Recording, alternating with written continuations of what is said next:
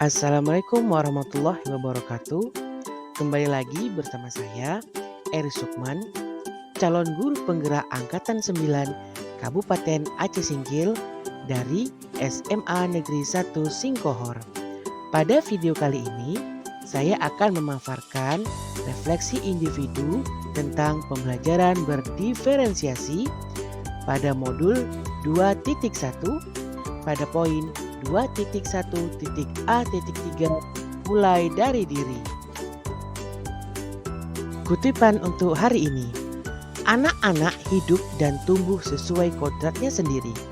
Pendidik hanya dapat merawat dan menuntun tumbuhnya kodrat itu. Kutipan dari Ki Hajar Dewantara. Adapun tujuan pembelajaran khusus pada modul ini, calon guru penggerak dapat berbagi pengalaman pribadi tentang bagaimana tindakan gurunya di masa lalu membantu dirinya untuk belajar dengan lebih baik sehingga dapat mencapai tujuan pembelajaran yang diharapkan.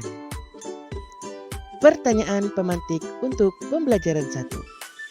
Bagaimana seorang guru dapat mengelola kelas dan memenuhi kebutuhan belajar murid-muridnya yang berbeda-beda?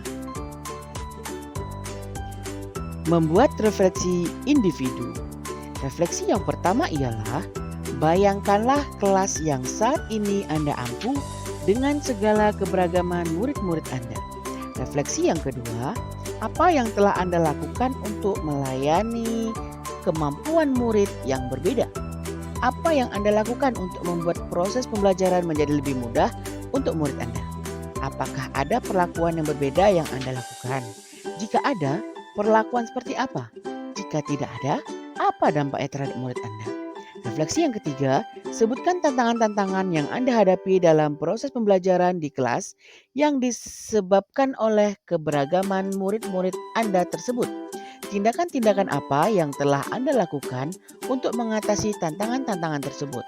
Refleksi yang keempat, menurut Anda, untuk mengakomodasi tantangan yang terkait dengan keberagaman murid tersebut, bagaimana seharusnya pembelajaran itu dirancang, dilaksanakan, dan dievaluasi? Refleksi individu yang pertama, saya sebagai guru diharapkan dapat mengelola kelas dan memenuhi kebutuhan belajar murid-murid saya yang berbeda-beda. Setiap murid saya adalah pribadi yang unik dan memiliki karakter yang berbeda-beda. Dengan memahami perbedaan karakter dan keunikan anak, pendidik hendaknya memberlakukan perlakuan yang bervariasi sesuai dengan kebutuhan anak, sehingga kebutuhan belajar setiap anak dapat terpenuhi. Hal tersebut menjadi dasar dari praktik-praktik pembelajaran yang saya lakukan di kelas dan di sekolah, serta menjadi kerangka dalam mengevaluasi praktik pembelajaran saya. Refleksi individu yang kedua, dengan meyakini hal tersebut, sebagai seorang pendidik, saya perlu membuka mata terhadap keberagaman murid-murid di kelas. Keberagaman murid dapat berupa 1. Murid berasal dari beberapa suku.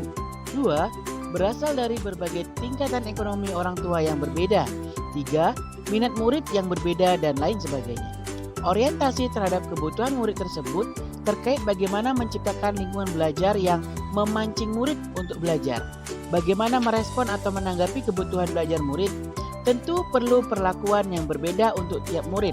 Perlakuan yang saya berikan kepada murid saya dengan cara saya kelompokkan murid-murid saya dengan menggunakan analisis diagnostik awal sebelum memulai pembelajaran.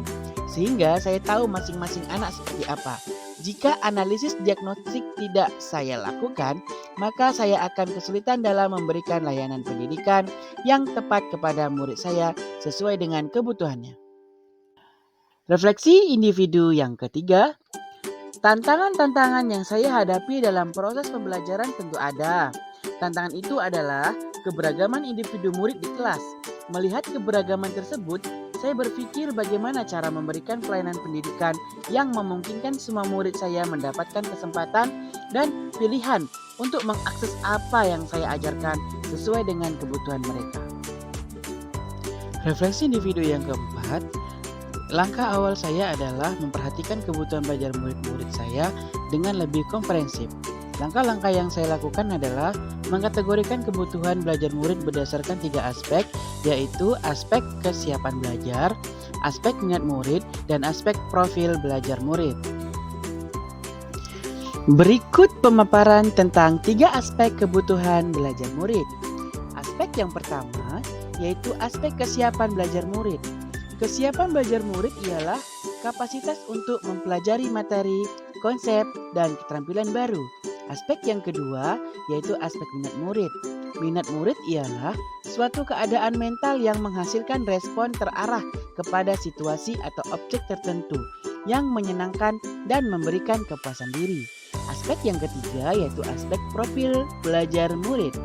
Profil belajar murid merupakan pendekatan pembelajaran yang disukai murid seperti gaya berpikir, kecerdasan, budaya, latar belakang, dan jenis kelamin. Profil belajar murid bisa berupa bahasa, budaya, keadaan keluarga, dan gaya belajar. Demikianlah tadi pemaparan tentang refleksi individu modul 1.2. Lebih dan kurangnya saya mohon maaf. Saya akhiri. Wabillahi taufik wal hidayah. Wassalamualaikum warahmatullahi wabarakatuh. Salam guru penggerak, bergerak, tergerak, dan menggerakkan.